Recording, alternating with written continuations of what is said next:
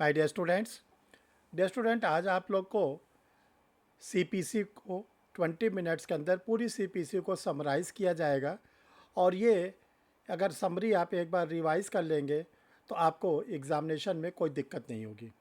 आने वाले समय में बिहार का हायर जुडिशल का एग्ज़ाम है और इसके साथ साथ आप लोग के लिए और भी एग्ज़ाम लगे हुए हैं जिसमें सीपीसी का पेपर आएगा।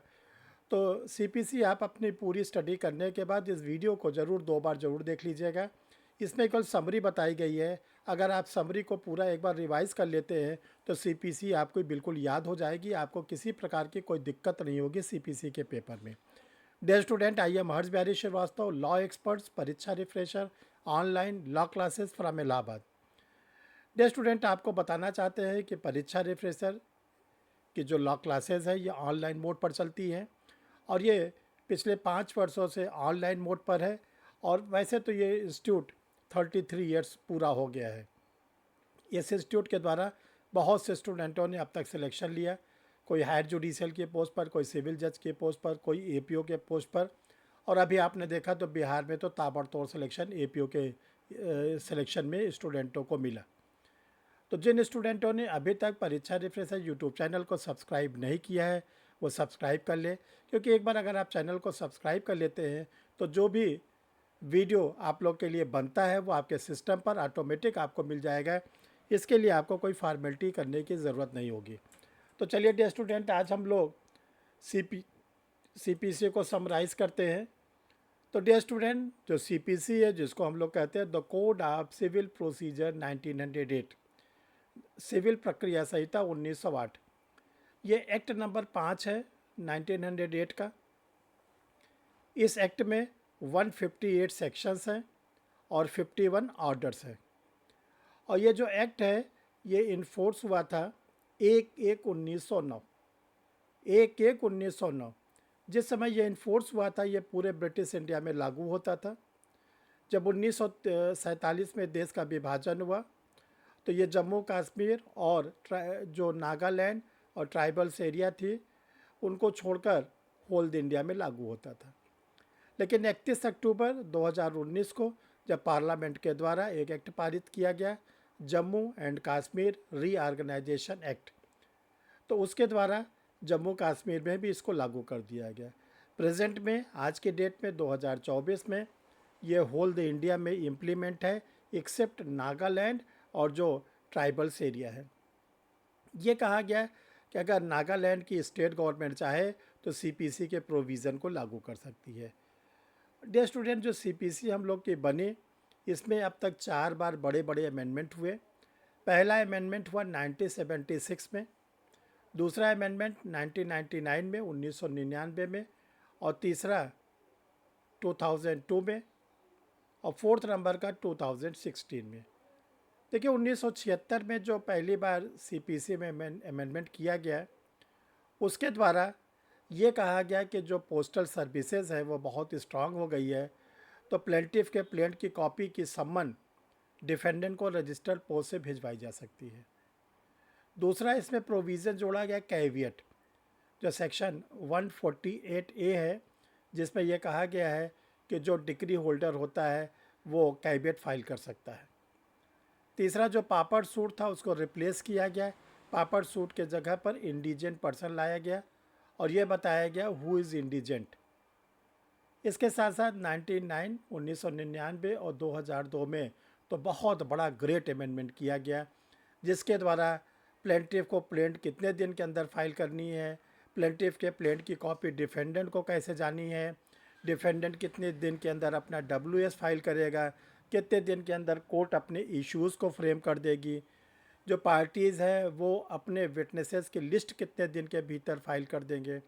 ये सारी चीज़ें 99 और 2002 के एक्ट में अमेंडमेंट किया गया।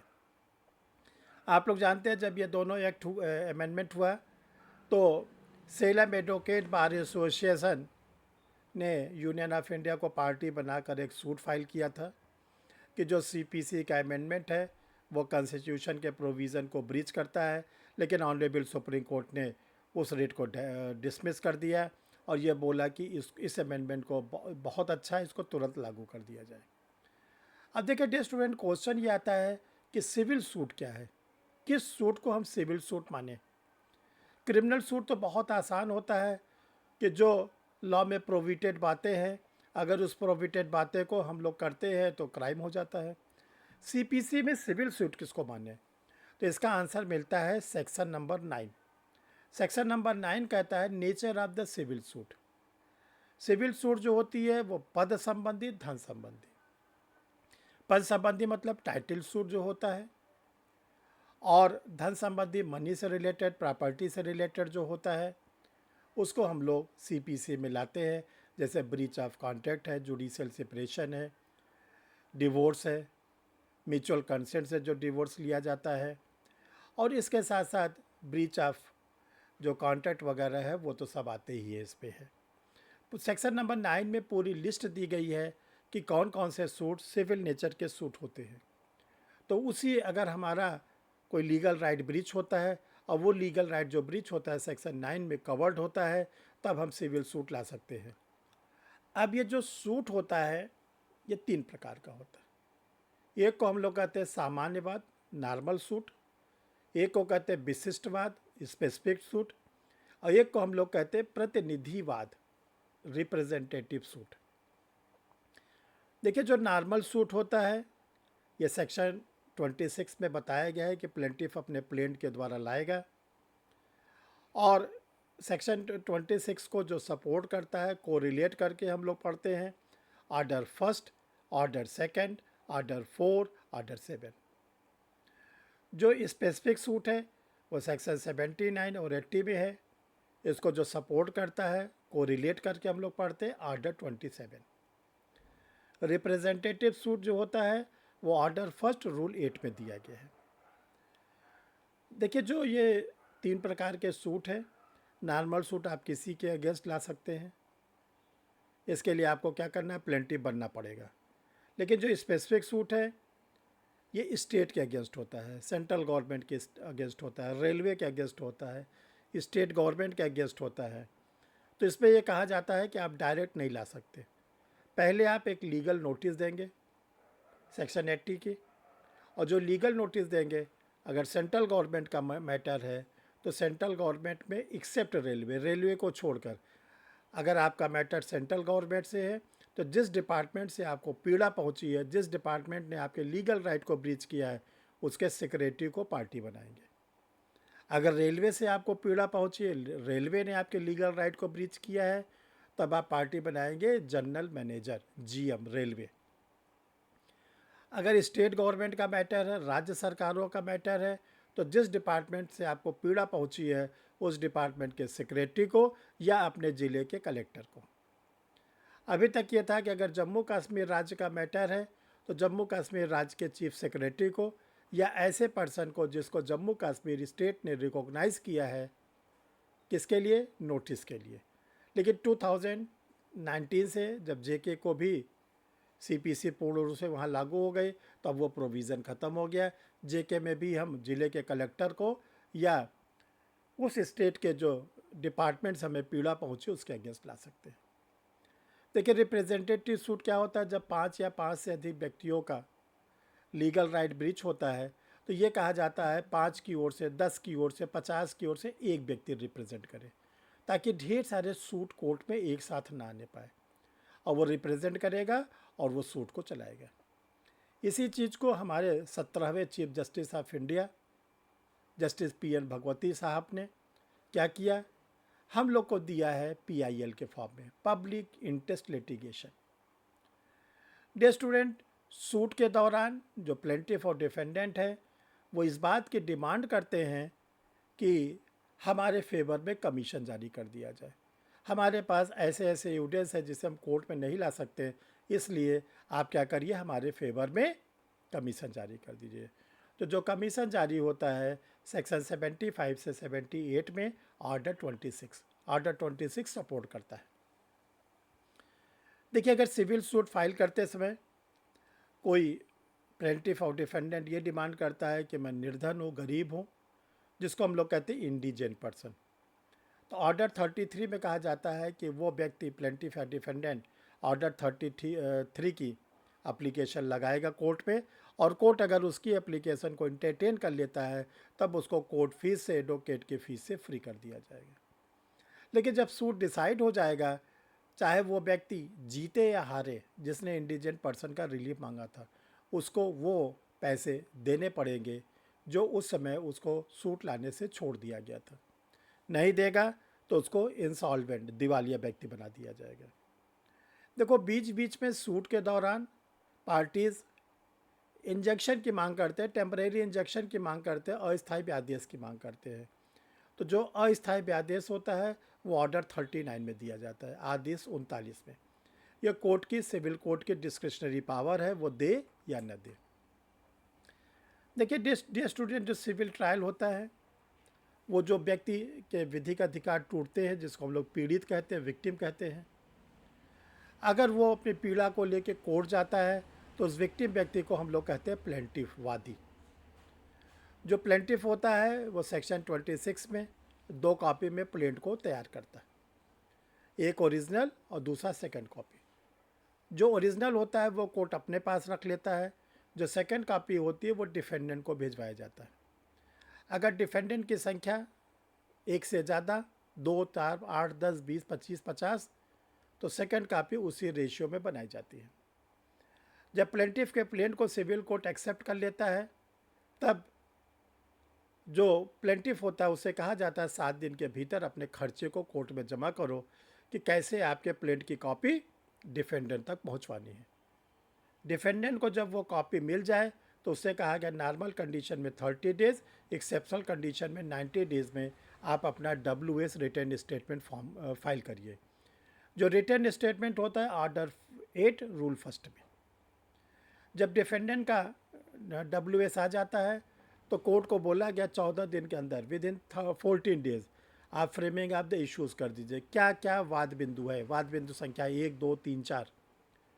और इसके बाद पार्टी से कहा जाता है कि आप अपने विटनेसेस की लिस्ट को फाइल करिए कि कौन कौन से विटनेसेस को आप कोर्ट में लाना चाहते हैं। इसके बाद एग्जामिनेशन शुरू हो जाता है, क्योंकि सिविल केसेस में जो बर्डन ऑफ प्रूफ है प्लेंटिफ पर होता है, इसलिए पहले प्लेंटिफ के एग्जामिनेशन होंगे, देन डिफेंडेंट के एग्जामिनेशन होंगे। इसके बाद दोनों पार्टीज़ के एडवोकेट अपने आर्गूमेंट को करते हैं, कोर्ट ऑर्डर को रिजर्व कर लेता है, फिर अपना जजमेंट सुनाता है। कोर्ट का जजमेंट जो होता है वो डिक्री के फॉर्म में होता है। जिस व्यक्ति ने अपने फेवर में सारे एविडेंस दे दिए हैं उसको डिक्री होल्डर बना दिया जाता है। प्लेंटिफ भी डिक्री होल्डर बन सकता है, डिफेंडेंट भी डिक्री होल्डर बन सकता है। जब एक पक्षकार डिक्री होल्डर बनेगा तो दूसरा पक्षकार ऑटोमेटिक हो जाता है जजमेंट डेटर, निर्णित ऋणी, और जो रेमेडीज मांगी जाती है वो जजमेंट डेट हो जाता है, निर्णित ऋण।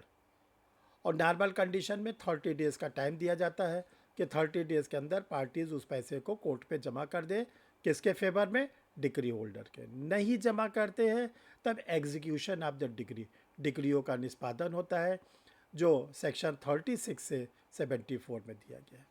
तो डियर स्टूडेंट, ये देखिए एक समरी है। इस समरी को अगर आप याद रखेंगे तो आप लोगों को सिविल के केसेस, सिविल के जो क्वेश्चंस होते हैं CPC के, उसको करने में बहुत आसानी होती है। आगे के समय में आप लोग को और भी हम वीडियो देंगे ताकि आप लोग के जो नियरेस्ट में एग्ज़ाम है उसको आप अच्छी तरह से दे सकें, समझ सकें।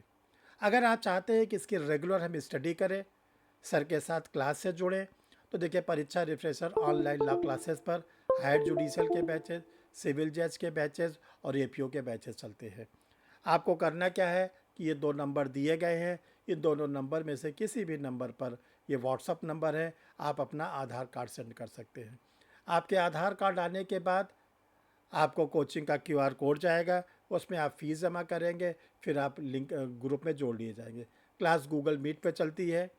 जो गूगल मीट पे चलती है वो आपको लाइव क्लास मिलेगी, रिकॉर्डेड वीडियो मिलेगा, और इसके साथ साथ आपको PDF फॉर्म में नोट्स मिलेंगे और टेस्ट सीरीज में हिस्सा लेने का मौका मिलेगा। डियर स्टूडेंट, जो स्टूडेंट जनरल स्टडीज़ को तैयार करना चाहते हैं, तो देखिए जनरल स्टडीज़ के लिए आप लोगों के लिए 6 वॉल्यूम रेडी है, हिंदी वर्जन, इंग्लिश वर्जन दोनों।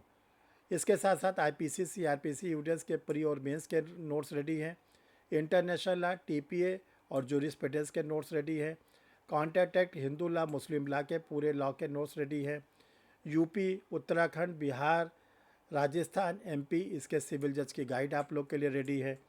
एक किताब आप लोग के लिए एपीओ का जो एग्ज़ाम होता है, उत्तराखंड का पुलिस एक्ट आप मंगा सकते हैं, यूपी का पुलिस रेगुलेशन पुलिस एक्ट मंगा सकते हैं, बिहार के लिए आपकी गाइड अवेलेबल है। और डियर स्टूडेंट, आपको बताना चाहते हैं कि सीपीसी पर बहुत ही अच्छा लेटेस्ट में लॉ का नोट्स आया है, सीपीसी पर और कॉन्स्टिट्यूशन पर।